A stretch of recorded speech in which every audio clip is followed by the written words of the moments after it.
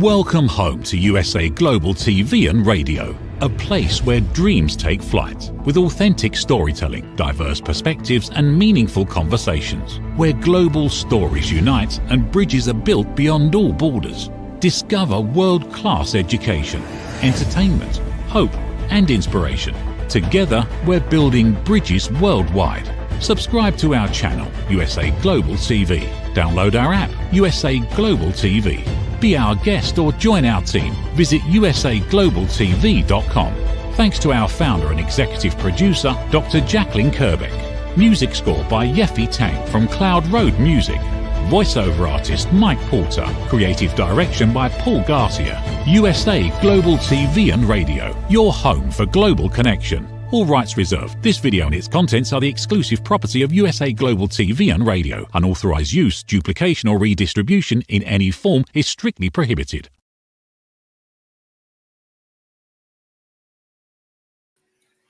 Hi everyone, welcome back to the Compassion Project, where we spend time exploring, examining, and looking into institutional trauma and what that means to us, to you, and how we can recover and heal ourselves so that we can spread compassion through igniting a compassion evolution, if you will. So it's a beautiful spring day. I'm so happy to be here with you today again. And as of right now, there are no cat fights out on the deck. So hopefully we won't have any distractions with the neighborhood cats who love our yard. But I'm very happy today to introduce my guest, Anaisa. And we're going to talk about the arc of healing yourself and soul and what genetic trauma looks like, and that genetic encoding that occurs through traumatic experiences, even from what we get from our ancestors, our family members. So very excited to welcome Anaisa to the show. And she's going to share her journey and talk about all the fantastic work that she does. So welcome to the show, Anaisa. Happy to have you. Thank you, Danielle. Happy to be here. Thank you for having me. Yes. I'm really excited that this is live. I haven't gone live in a long time, so everyone's watching. Well, everyone gets to see all my goofy iterations and jumbling of words these crazy amalgamation of words that I sometimes come up with as my brain and mouth try and mesh together. So yeah, exactly. Perfect. So why don't you share a little bit about yourself, how you got into this work? Because this is a really fascinating field. And I learned about genetic or generational trauma several years ago when I was doing some research with physicians, and I've been so curious about this. So I'm super excited to learn from you. So share a little bit about yourself and how you got into this work. Thank you. Well, my name is Anaisa, as Danielle said, and I'm originally from Brooklyn, New York. And how I entered into this work is really my own experience of depression and challenges. I was diagnosed with chronic depression when I was 13 years old. And through that experience, I kept feeling something else would help me. Like maybe when I go to college, maybe when I get a job, or I kept looking at these milestones as experiences that would kind of lead me out of this heaviness I was experiencing, but it didn't. And I realized no matter what I did, I was still feeling the same. And so it must be, I'm the common denominator. It must be something within me. And that led me on a journey of self-discovery and self-healing. And it led me through many travels. Like when I first meditated for the first time, I was actually in Europe. And I started doing mantra meditation with a teacher in Hawaii while I was in Spain. And then I spent about a year traveling through Nepal and India. A lot of time meditating and a lot of time coming into myself. And when we're speaking about intergenerational trauma, I remember the first time I realized that my cells and my somatic self held the memory of the people who came before me. I was sitting in a Vipassana meditation in Malaysia. And for those of you who don't know Vipassana, it's a 10-day silent meditation retreat where you meditate for about 10 hours each day. And I was laying in bed in between the sessions, and I was doing the body scanning. I was feeling all these sensations in my body. And I came to my womb, my ovaries, and I could feel, and this was before I heard about ancestral healing. This was before this was in 2016. So this was a while ago, like when this stuff wasn't as talked about. It's still not talked about as much as it needs to be, but it definitely wasn't talked about as much about nine or so years ago. And I could just feel in my womb, in my ovaries, that the way I respond to men and my experiences that I've had, I responded to men through the trauma states of my mother and my grandmother and her mother. And I could just feel it in this experience of deeply feeling my body, that I'm responding to my present moment from memories of the past. And I didn't really know what that meant other than it like gave me a reason, because I responded to situations, like I have experienced assault and traumas that my body actually hadn't experienced, but I held a memory of that experience. And through self-listening and healing, it's like over the last like decade, I've uncovered a lot within what that means for myself. And I also work with people, helping them uncover the encoding in their own cells and their own patterns and their own problems that did not begin with them, that began generations ago, that are still being expressed through their body. Wow. There's so much to unpack with that. And I think you're right. We hear a little bits and snippets of this, but it's really not talked about. And I think a lot of people really consider this to be still pretty woo-woo. But I think that there really is something to this. And what you talked about in terms of listening to your own body and paying attention to the voices, the intuition, what the pineal gland is telling us. I wonder if this idea of calcifying or through fluoridation or some of the ways that we destroy the pineal gland is one way to keep us from having those lived experiences and those memories. Have you done any research into that? Well, I feel like we are in a general experience of desensitization. Like and it's like social media is a big part of this, but social media is relatively new compared to how long the arc of desensitization is experienced within the body. We have disconnected ourselves from nature. I feel like that's pretty true as a society. I know many people, we are taking steps to remember ourselves as natural beings, but as a whole, as society, we are really disconnected from natural rhythms, and no aspect of our everyday societal living reconnects us to the innate ways of living and being that our ancestors knew thousands of years ago. And I feel like through that process, we've been like kind of cut off from our innate wisdom, our innate intelligence, our body. And it takes active attention and effort to resensitize ourselves, to reconnect to our natural rhythms, to re-know our innate intelligence and wisdom that is held in the body.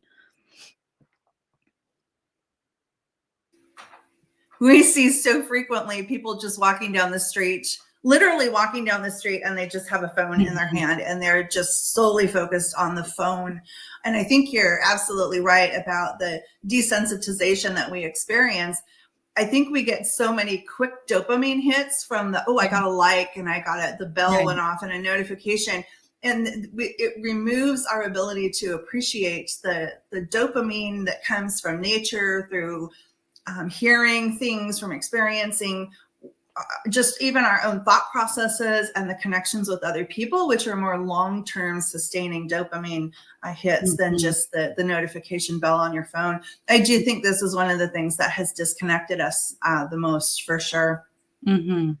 So as you thought about, I want to talk a little bit about the experience that you shared a minute ago, and then get into a little bit more of the research and the science and what we know and what you've experienced with this. But in your own journey, did you have the opportunity to talk with maybe your mom or your grandmother and see what trauma they had to kind of validate the experience that you felt?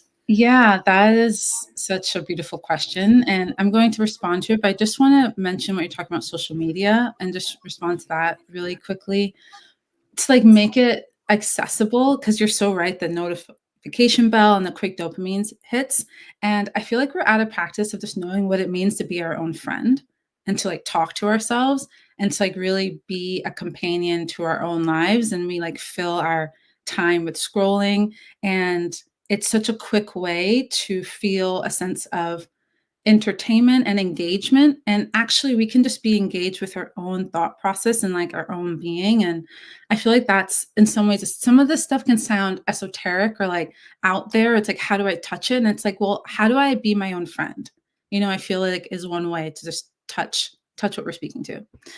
And okay, yeah. So then to answer your question, so at the time, if I'm recalling the timeline correctly, I actually discovered many things through my own intuitive sensing and through a process called family constellations, where I was able to uncover certain traumas that happened in my ancestral lineage.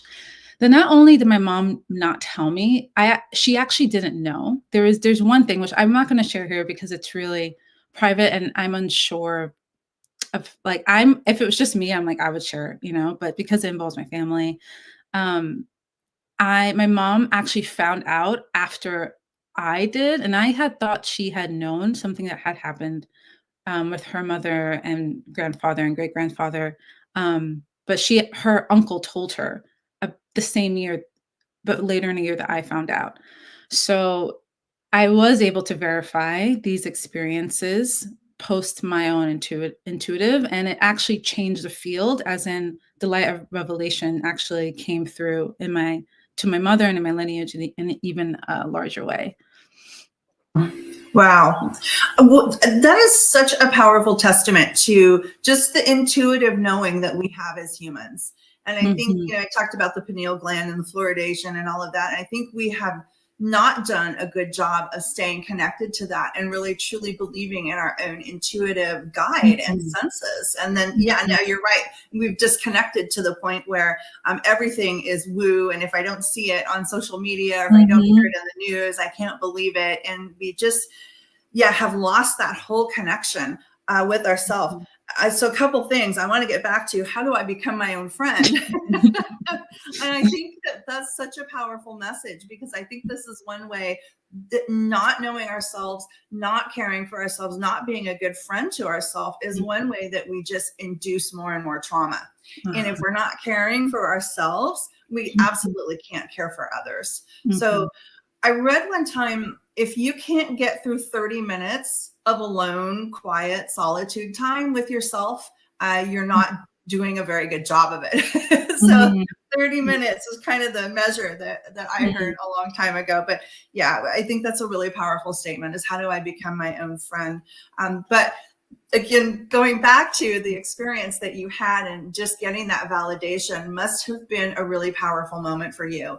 To say, I was onto something, and we do have this very, very powerful intuitive sense. And I think we all need to be listening to that with much greater clarity. And there's actually research that's been done where people, it's like when you notice, I think someone's staring at me, right? It's because we have that intuition. And so how do we tap more into that to learn more about ourselves? Excuse me. So very powerful stuff. But tell us a little bit more that you've now learned through the journey that you had around this intergenerational trauma and the cellular coding. And is it passed down strictly from the mother? Does it come from the father at all? Is it just strictly the mitochondrial DNA? Does it happen in the womb? Tell us a little bit more about this from your learning through this journey. Yeah. Okay. I feel like there's a few different angles I can speak to. And something I'm going to speak to is something I don't think it can be proved in science, but I have sensed it through the hundreds of clients I've worked with and in my own work. I feel that in our DNA, we hold the expressions of both it's sort of like as if we come from two lineages. We come from the soul lineage. So this is held on a set of beliefs. I believe that we incarnate, and so that we hold the memory not only from this lifetime, but from other lifetimes that may include our family, but also may include other aspects of dimensions or places we've lived, other lifetimes our soul have walked on this earth or in other places. And I feel like those memories are encoded in our DNA as well as our ancestral DNA. And so when I think of the double strand helix, which is, I feel if you feel into that, it's actually a quantum code. It's not just like two strands. Like within those two strands, there's infinity. Like there's it's quantum. It's sacred geometry. So it's within our blood lineage as well as our soul lineage, and I feel like that is actually what makes up the information within our DNA. So when I say that, that means within our body, within our cells, we hold the memories of our ancestors. So like just speaking to the blood lineage and ancestral lineage. And I feel, they say that within our womb, the same cell that was for 7 generations before us. So which I feel it's like more than 7 generations. I feel like there are echoes. If we think of the light at the beginning of everything, and if there's the smallest microscopic thread of the light at the beginning of life existence that is still emanating and reflecting, echo and rippling within our own beings, that means from the most ancient memory to this moment, and perhaps beyond this moment, there's ripples and echoes and memories. And so when we think of our blood lineage, I feel like from the conception of the ancient ancestors that have come on this earth, we hold memory within their body. And I feel how this works is it works in part in burdens, pains, power, and desire. A lot of our ancestors, whether they have been victims or perpetrators, have gone through atrocious experiences and have experienced deep pain and deep longing. And I feel that pain and longing resounds beyond the moment.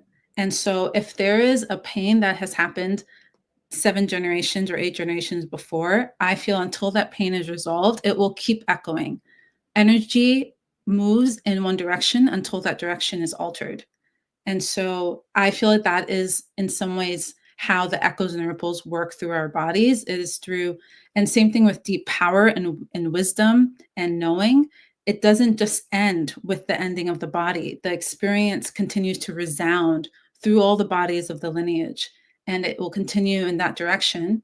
The thing is, most of us are more in contact with the trauma and the pain field as opposed to like the power and the wisdom field, which is as present. And I feel when we alchemize and change, redirect the momentum of pain and trauma to the core of love and compassion and the innate goodness within all of us, that's when our power and our wisdom and our knowing, when we have access to those memories within our body as well. I hope that answered your question. I think that was a bit broad, but it was a bit broad of a question. So. Yeah, no, wow, there was so much in there. So the two things that resonated with me most is this idea of both the ancestral and the soul, right? Mm-hmm. That kind of converge. And I love the analogy that you used with the 2-strand helix DNA. And when you look at a DNA strand, it is connected, right? It's connected with I used to know all this stuff, the R and the S and the T and the A or whatever. And so that's fascinating to me to think that there could be that deeper connection. But this soul, and I totally believe that we have past lives. So I am a huge believer in that. And I remember even as a small child, I had an intense fear of being in a crowd and the sense of being lost. And I think that that's not a learned behavior, right? As a child, 3 years old, 4 years old, I felt and experienced that. And the only way I can say that I had that was through some type of previous life. That, was that memory came with me into this life. And, they say that kids, when they talk about these things, because they're kids and they don't have any filters and they don't have new learned experiences, they're probably onto something when they're having these conversations. So we should listen to them around this. So yeah, I completely believe that in my whole heart. And I remember, I haven't told a lot of people this, but when I was in high school, we were in world history class and we were talking about the Ice Age. And I said, what if the Ice Age was really from a previous oh gosh, the word I want just flew right out of my head. Previous, society, I guess, because I'm not thinking of the word I want, like a Lumeria or Atlantis. Yeah. What if it's something, they dropped the atomic bomb, a nuclear bomb? It was a nuclear explosion that caused the ice age. And I mean, you could have heard the pin drop. And I don't think anybody said a word for several minutes. And finally, the teacher said, that's quite the imagination that you have. But now, crazy as that sounds, they are starting to have conversations about this. That the nuclear science is not new. It's been around for quite some time. So anyway, how do I know that? How did that just pop into my head? Right? There's got to have been some type of connection that I recalled in the moment. So, but now on to the moving from the pain to the trauma, because that was the other thing that you talked about, right? And I think that, you know, this why I have the show is unpacking institutionalized trauma. It is all around us. And I think we have these soul and ancestral experiences. And then we have these things that compound the pain and the frustration, you know, waiting on hold for 20 minutes. And, you know, how many people do you see screaming at the phone? Customer service. A real person. Yes. You know, the architecture that's called brutalism, it seems like it's just a way to compound the trauma rather than allowing us to heal and get into that space of love and compassion and kindness and empathy. Because the more we struggle through it, the more we become so completely self-absorbed. And I don't mean that in a negative way. I mean that in terms of, I can't think of anything else. We can't give to others. So I always ask folks, you know, how do you recommend and suggest that we have self-compassion? So let's kind of move into that topic of how do we move from trauma to healing? And of course, recognizing it and talking about it, I think, is one of the first steps. So I'll let you take it from here. How do we move past that? Now that we know it, now that we've called it out, unpacked it, what do? How do we get to that place of healing and love for ourselves first, right? And that's, I don't say that and mean that in any selfish way. We have to love ourselves. We have to be our best friend first. Yeah. Oh, that's such a big question. And you said, what you said, to acknowledge it first, I feel is vital, is so important. And I feel like particularly we're in a time when there's a lot of blame and pointing and challenging and this is, I feel like this is so delicate around the wording, but I feel it's not about always even knowing what to do, or feeling like you have to be better, or feeling you have to learn more, or I said it already, but I think it's important. It's not even about knowing what to do. It's like about believing that there is innate power and capacity within your body and being and soul and self. I feel like that is such a big step in moving out of the trauma field into a field of healing and possibility and beyond, like really beyond the patterns that we've been held captive to on this planet for a very long time. And it really is an inward journey, but and this is like a perspective thing. This is so subtle. As you mentioned, the self-absorption of pain and trauma is so different than being centered in self as you move from power and knowing, or you move from flow and surrender. There is such a different, it's a different sense, and it's so subtle. And there is it's a perspective shift. And I feel right now, with so much information, like we are right now sharing information on the internet, but with so much information that's taking attention away from self. And I feel like not enough information is actually bringing people back to themselves as being the author, the authority, and the sovereign leader of their own life. And I feel the reclamation of that really is the first step from really exiting the trauma field, and also having a lot of patience and gentleness, because people we're talking about healing, we're talking about all this stuff, but the lived experience is so hard. It's challenging and can feel really long. I was saying to someone, I really feel healing is a process of breaking your own heart, because the type of brutal self-honesty, the way you have to look up your own shadows and self-hatred and insecurities, like the way you have to be Yeah. so honest with yourself. You really have to break your own heart over and over again. And I love how Matt Kahn says, you break our own heart and we keep breaking it until it dissolves into a million and dissolves into love. Like for all the shards Mhm.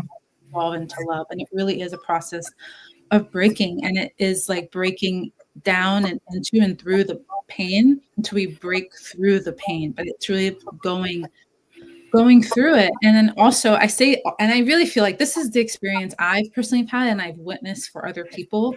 And it's like not all doom and gloom too, you know? I feel like we can also, maybe I'm like myself, playing devil's advocate with myself. It's like to also be aware of when we're in the hyper process. Cause I think also many people who are in the healing worlds, who have entered, they like can be stuck in this like process thing where we're just like kind of looping around their own patterns. And that's when I feel to really know what it means to be your sovereign authority, to like walk yourself forward.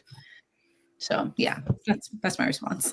Wow, that's a really powerful message, and I completely agree with you about that holding up the mirror and asking the question, "Am I the problem?" I don't say it as lovely as you do, you know, and I have this. I find this same challenge in leadership development. You know, most people, to get to the place where you are functioning as a true leader, a servant leader, you have to have that place, come from that place of love, kindness, compassion, empathy. And a lot of people don't want to go through that process, just like you said, of holding up the mirror and asking the tough questions and being that raw with themselves to say, wow, maybe I'm not the best version of myself when I'm here in this space or ever.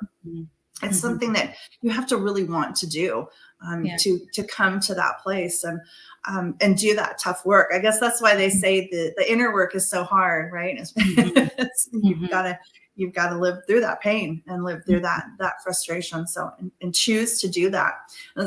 I had Dr. Amber Teachner on a couple of months ago, and we were talking about Mean Girls. That's kind of her area of expertise. It's like, you know, the bottom line is, you know, the mean girls just like being mean girls, and they don't want to change, and they just enjoy inflicting that pain on others. And it's just so sad to see that we're in this space right now. I think interesting to think that we're in what they call the fourth turning of every society, right? Ancient societies, that's the word I was looking for, where we go through this cycle.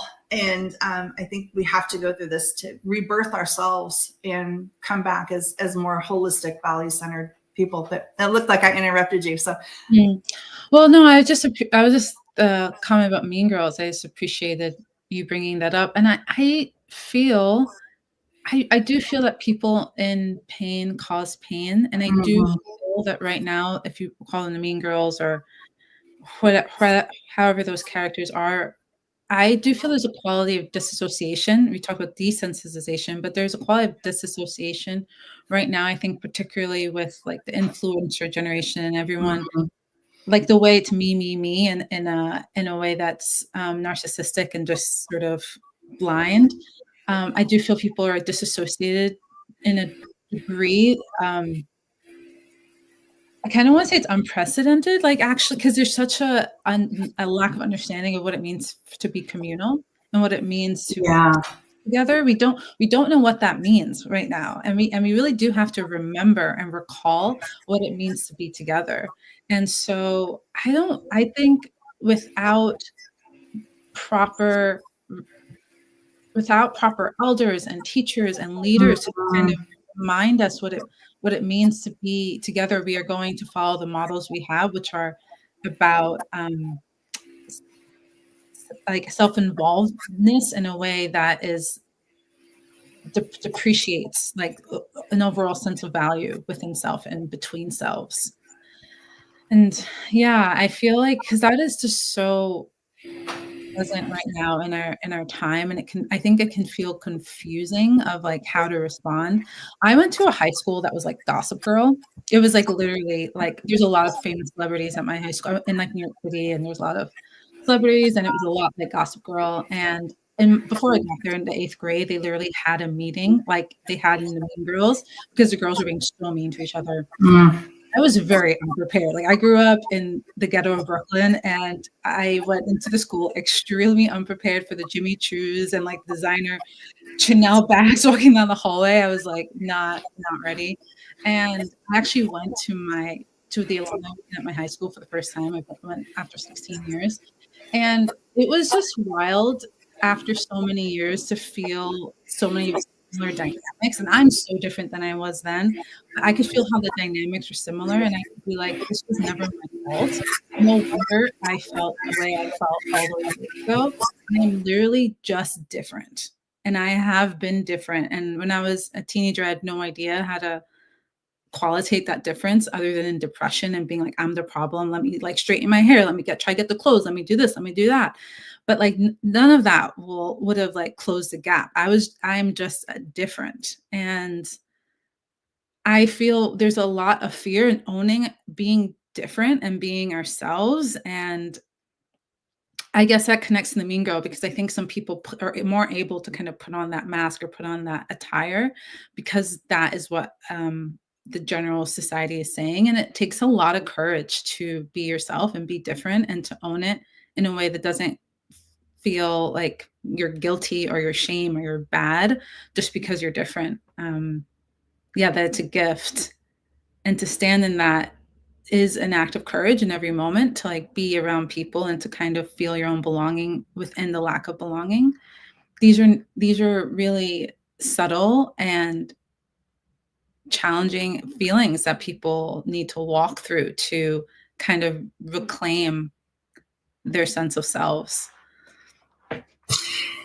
Yeah, I agree that the authenticity piece, we just don't value that authentic self, right? It's what mask are you going to wear today? What handbag, what shoes, and who are you going to be that makes people believe that you're someone else? And as you hide all that vulnerability and authenticity so that people don't see the real you and accept the real you. It's very sad. I had doing some work with a client, and we were talking about values and core values. And when I talk about core values with people in the workplace, I often ask about their background, the macro environment that they grew up in, and the micro environment, and what watershed events occurred in their lives to help shape their values. And so one gal sat back and crossed her arms and said, I don't show any vulnerability at work. And I thought, well, and this was a manager. Actually, I think she has a director title. And I thought, gosh, isn't that sad that you won't show any vulnerability at work? How do you connect with others as someone who's in a, quotes, leadership role and position? And that's the work that you need to be doing, is having those connections with people. And so setting aside that authenticity and that vulnerability, I think really sets us up for even more trauma with others and certainly within ourselves. So, well, this has been a really fascinating conversation. I think we could talk all day. And this is, I think, a topic that is starting to get some traction and some attention. And I hope we hear more about this so that we can really learn how to heal ourselves and others. So 2 remaining questions for you. I know our producer, Dr. Jacalyn, has got your contact and has popped your contact information up, but how can folks find you and learn more from you and heal with you? Thank you. Going to my website, which is just my name, www.ANAYZA.com, is a great way. And right now my website is kind of going through, oh, cool. There's my Instagram. You can follow me on Instagram. You can connect with me on Facebook. You can go to my website and send me a message, book a session with me. I support sensitive people to heal through uncovering the deep experiences of their patterns and problems and challenges, to realize the possibility of their intention And we do this through so much of the work we've talked about today. I feel it is, yes, the soul and the esoteric and the ancestral, but it is also the psychological, is also the value setting. It is also the owning of one's power. And so I feel like we blend a beautiful mix of deep genetic and full work, as well as psychological work and pattern work and connection. And so I'm a little distracted because you're showing off my website, but I'm just really grateful for it to be shared in this way. And I really love the work I do. And I'm so grateful to have been able to support so many people with connecting to their intuition, with healing from really deep traumatic states, from depression, suicidal, and different levels of crisis, to just like the existential quandary of like, why am I here? And how do I connect to my purpose again? I love that. I love that. What is one thing you would leave folks with in terms of one thing that they could do today to provide themselves with some self-compassion, some self-love? I really would just, like, when you're scrolling, to stop scrolling and be like, how can I be a friend to myself today? We tend to scroll alone. And I think loneliness and isolation is a big, it's very present right now. And what we are longing for is a friend. And so to really, close the computer, close the phone, and just spend, if you're going for a walk or just sitting somewhere, and just be like, how can I treat myself like the friend I'm longing for, or the connection I'm longing for? Of that message of how can I be my own best friend? Because even folks we've known for many, many years, we don't always know what's under that, the water layer of the iceberg, right? And we know ourselves deeply. So we know we'll never surprise ourselves. If we get to know ourselves that well, there will never be disappointment or frustration or I can't believe you said that. So we really, truly can be our best friend. I think that's a beautiful message to end with. So thank you so much for being my guest today and sharing this really fascinating information and conversation. And I hope this starts to come out more, this ancestral trauma that I think every single person on earth has lived with at some point in time. When you think about every society at some point has had its own set of trauma. So very, very real, deep rooted things. So conversations that need to happen. So thank you again. And one more time, where can folks find you?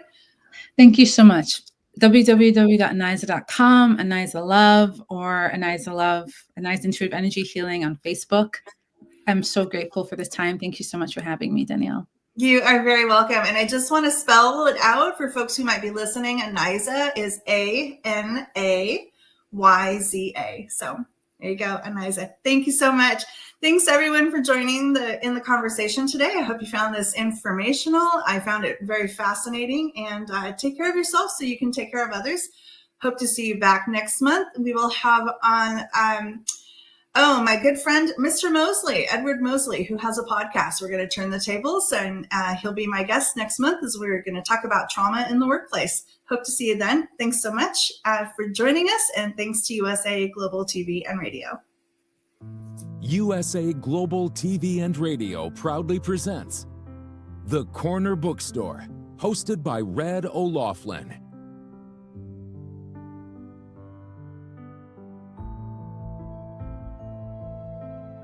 Step into a world where every story inspires. These pages come to life through the voices of authors from around the globe. Written by our global community of TV show hosts and best-selling authors, these works span genres, generations, and geographies, united by the power of storytelling. Discover your next favorite book and meet the minds behind the work.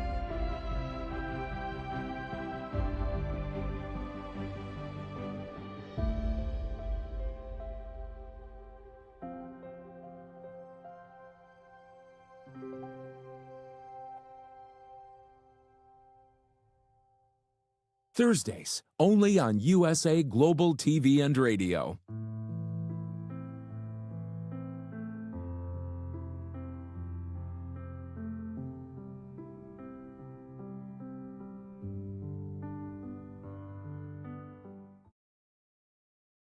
Conveniently located in the Cherry Hill Mall in Cherry Hill, New Jersey, Avio Art specializes in custom art and photography printing. From museum-quality canvas prints and stretching to photo restoration, fine art reproduction, and framing with museum-grade glass, every service is completed in-house with exceptional attention to detail. Visit avioart.com or email support@avioart.com. From the magical world of the amazing adventures of Lady Ella comes a heartwarming new journey filled with kindness, courage, and compassion. Lady Ella, the beloved ladybug and listening mentor, is back, and this time she is not alone. Meet her brave and thoughtful brother, Lord Jack. Together, they take flight on their very first kindness adventure. Along the way, they meet 3 new friends in need: a duck feeling discouraged, a mouse struggling to be understood, and a busy little bee who's completely lost. But with the power of elevated listening and simple acts of kindness, Lady Ella and Lord Jack show us how understanding and empathy can make the biggest difference in someone's day. Written by Dr. Jacalyn Kerbeck, the listening mentor, this 9th book in the best-selling Lady Ella series teaches children ages 5 to 10 the essential skills of listening, kindness, and etiquette. Now available for pre-order on Amazon. Scan the QR code and order your copy today. In a world craving connection, one platform dared to dream bigger. USA Global TV and Radio, a beacon for global voices, authentic storytelling, and elevated listening. Led by visionary Dr. Jacalyn Kerbeck, the journey from a spark to a global force is now captured in one inspiring book. Honored with YouTube's Silver Creator Award for surpassing 100,000 subscribers. Discover the evolution, the challenges, the triumphs, and the unstoppable spirit that created a global movement. Executive producer Dr. Jacalyn Kerbeck. Music score by Yeffy Tang. Creative director Paul Garcia. This video and its contents are the exclusive property of USA Global TV and Radio. Unauthorized use, duplication, or redistribution in any form is strictly prohibited. Now an Amazon #1 new release in paperback and ebook. Broadcasting Brilliance, the evolution of USA Global TV and Radio, is inspiring readers around the world. Join the movement that's redefining global media one story at a time. USA Global TV and Radio, home of the YouTube Silver Creator Award, proudly presents Just the Thing for Your Ring, introducing the patented Ring Thing. Your premium personal ring holder to keep your ring safe, nearby, and avoid loss. The Ring Thing just got smarter. Add your logo and an NFC tag that opens to your website with one tap. Waterproof, inner padding, and now a forever business card. Just the thing for your ring. Scan the QR code seen here to learn more about Ring Thing or place your order. Follow Ring Thing on Instagram at ring_thing_ or go to our website ringthing.com.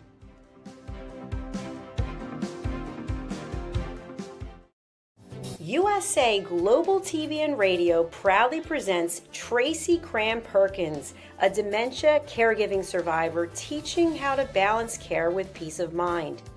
#1 resource for dementia caregivers. It's the book Dementia Home Care: How to Prepare Before, During, and After. Over 17,000 copies sold of this must-have guide. And now a testimonial from Tracy Smith. If I was to describe this book to someone who is going through a similar situation, I would underscore how important it is to have some sort of a tool or a guidebook to help you through certain stages. And there's so many, it's such an unknown topic to the average person. And to have this as a reference is essential. It's going to help you get through it personally, as well as help your loved one manage. To learn more, go to TracyCramPerkins.com. Tracy Cram Perkins is an award-winning author. She's also the host of Dementia Home Care television show. Watch it here on USA Global TV and Radio. What if one simple skill could change the way you connect with the world? What if listening could open doors to deeper relationships, stronger businesses, and a better you? Dr. Jacalyn Kerbeck, the Listening Mentor, brings you USA Global TV and Radio, a space where voices are heard, ideas are shared, and global communities thrive. Through the elevated listeners' courses and books, you'll master the power of listening, set boundaries with confidence, and transform conversations into opportunities. Join us. Listen, learn, elevate. Whether you're a leader, a coach, a business owner, or someone seeking stronger connections, your journey starts today. Subscribe, learn, and transform today. Have you ever felt unheard? Like your words float into a void, leaving you invisible and disconnected? How about feeling judged, when assumptions overshadow your truth, leaving you misunderstood and defensive? And then there's that moment when someone offers solutions you never asked for, dismissing your feelings and leaving you more frustrated than before. It doesn't have to be this way. Dr. Jacalyn Kerbeck, the Listening Mentor, understands. She's here to help you reclaim your voice, build stronger connections, and create meaningful conversations that inspire understanding and mutual respect. Through her groundbreaking books, online and in-person courses, and interactive workshops, you'll learn how to navigate life's most challenging interactions. Discover the power of elevated listening and transform how you communicate. Master setting boundaries and asking permission to protect your peace. Learn to recognize and release judgment, fostering empathy and true connection. Dr. Kerbeck also offers personalized coaching, one-on-one or group sessions designed to fit your unique needs. Whether in person or virtually on StreamYard, her guidance will empower you to thrive. You don't have to struggle alone. The path to deeper connections and better relationships start here. Visit drjacalyn.com or usaglobaltv.com. Join a global community of empowered listeners and transform your life, one meaningful conversation at a time. Dr. Jacalyn Kerbeck is the Listening Mentor. Start your journey today. Thank you, viewers and listeners of USA Global TV and Radio, for joining us today. We're honored to have your time and attention as part of our global community. At USA Global TV and Radio, we believe in the power of authentic conversations, meaningful connections, and creating a world of possibilities together. Want to be part of something bigger? Join our team of elevated listeners at usaglobaltv.com, a space where your voice matters and your ability to listen transforms relationships. Stay connected with us across all our platforms for thought-provoking discussions, expert insights, and empowering stories. Subscribe to our channels at youtube.com/c/usaglobaltv. Follow us on social media and explore the endless opportunities we're creating for growth, learning, and inspiration. Together, we're not just broadcasting, we're building bridges and changing lives one conversation at a time. For inquiries, contact us at info@usaglobaltv.com. Music by Johnny Dies. Produced by Executive Producer and Director Dr. Jacalyn Kerbeck. Voiceover by Mike Porter. Creative Direction by Paul Garcia. All rights reserved. Copyright 2025. Visit usaglobaltv.com to view our full terms and conditions.